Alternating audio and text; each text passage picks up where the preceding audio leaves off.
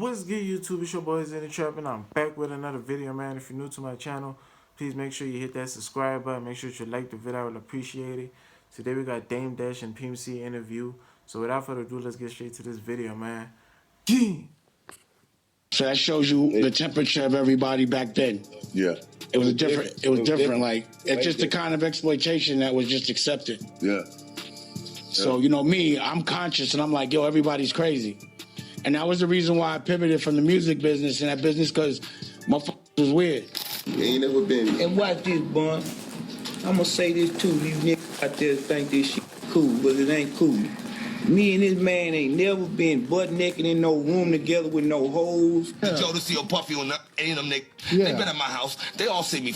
They all know I'm a big. Yeah. Pulling no orgy type shit or doing none of that whole ass shit niggas that be doing, thinking you doing some fly shit. Nigga in a room naked with some other niggas and broad, them niggas looking at your ass. And if that shit that did is gay and you need to get on some other shit. Me and this man got enough but respect for each other. We ain't never pull no train. We ain't no motherfucking freaks. We some family men. We getting it paper. You know what I'm talking about? And I had to put that out there, Bun, because a lot of niggas doing a lot of fugazi shit out here, man. This rapper and him, they all in the room together. You know, it's Sarah, the girl, Puff, and this dude, this rapper. Anything done in the dark gonna come to the light. I ain't gotta expose them, because they exposing themselves every day and every night. And Ja Rule runs out the room. Puff got his towel, Ja grabbing his towel, but they butt the naked. When Ja said, you don't want to come up in there, a lot of freaky stuff is going on. You got to use your mind. What they was doing with those butt plugs.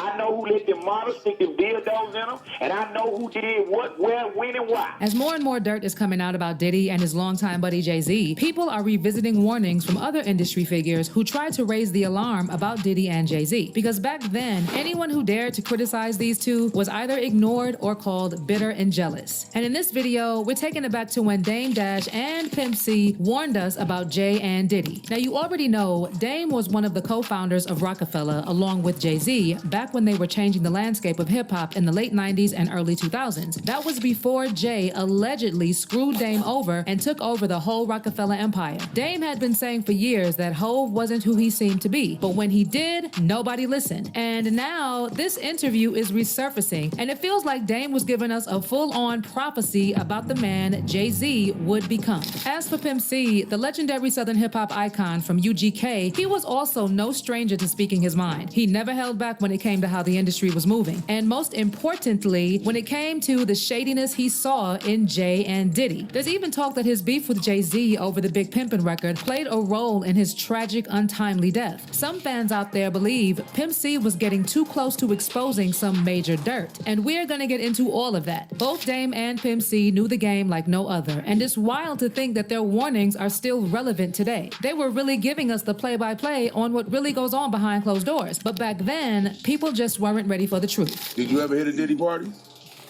I went to, with Aaliyah and Natani and Jay, we went to July 4th, and that was the night that me and Aaliyah made it happen the first night.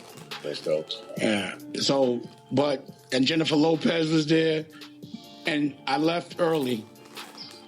I left early. And took all every female that was with me back with me. Like. So let's first talk about Dame and what led to his falling out with Jay. Now, I'm not going to get into their feud over Rockefeller Publishing and all that because I'm sure you're already familiar with that part. What I want to get into are the growing rumors about Jay-Z's alleged involvement in the death of Dame's ex, Aaliyah. Dame and a few folks close to Aaliyah are finally speaking up about all the shady things surrounding her tragic death. And let me tell you, the details are raising a lot of eyebrows. Fans have been side-eyeing the whole situation for years, and now they're really pushing for the case to be reopened. A lot of things I've been saying and exposing years ago, no one said until just now. So if you remember, I was beefing with Harvey Weinstein. I'm beefing with Leo. I'm beefing with Steve Stout. Most of the people that I'm beefing with, and I'm saying beefing because they're conspiring together, having meetings about how to put me out of business and stop my cash flow. Yeah. That's actually happening. Do you believe in accountability? Of course. That's what's happening. So wouldn't you want to hold people accountable for what they did to Aaliyah? Yeah. And here's where it gets even messier. The word on the street is that Dame Dash is supposedly linking up with authorities to dig into if Jay-Z had any involvement into what went down with Aaliyah. I want you to think about this. Allegedly, Sean Carter is responsible for enacting Hype Williams to put Aaliyah on a faulty plane to move her out the way as punishment for rejecting him, and so he could level up Beyonce, who was struggling. Let's just say allegedly that happened. Now, I want you to think about 106th and Park with Mary J. Blige. Free, who is a victim of Sean Carter. Yeah. Mary J. Blige, who is a victim of Sean Combs, are sitting there talking about the death of Aaliyah amongst each other. Think about that. You got a Diddy victim, you got a Jay-Z victim, and you got a superstar gone. They know what happened. And yet, they had to sit there and have that conversation like they didn't know who did it. For years, rumors have been swirling that Aaliyah's plane crash wasn't just some tragic accident. Some big industry names have even hinted that she was straight up murdered. And get this, Mary J. Blige even called it a spiritual murder, which you gotta admit is a pretty wild way to describe a plane crash. My crew, we put, the stylists we gave everybody their business. I don't even know what to say. I just know that was a murder. You know what I'm saying? That was a spiritual murder, whether people know it or not. Because God don't kill people. You know what I'm saying? Whether people know it or not. And I could go deep, but a lot of people I would have to really bring proof. You know what I'm saying? For what I learned. And she just was cut down in the prime of her life. And it's so unfair. And it wasn't time. You know what I'm saying? It wasn't, I believe it wasn't her time to go because from what I know, it ain't supposed to go down like that.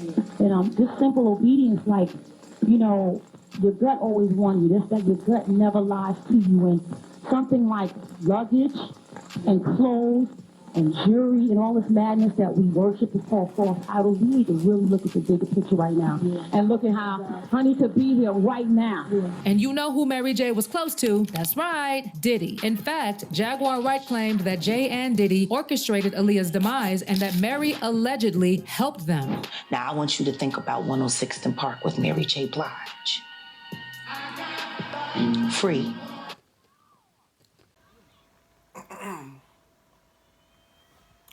Hey man, if you guys are new to the channel, please make sure you hit that subscribe button. Make sure you like the video. I will appreciate it. I'm gonna see you guys on the next video, man.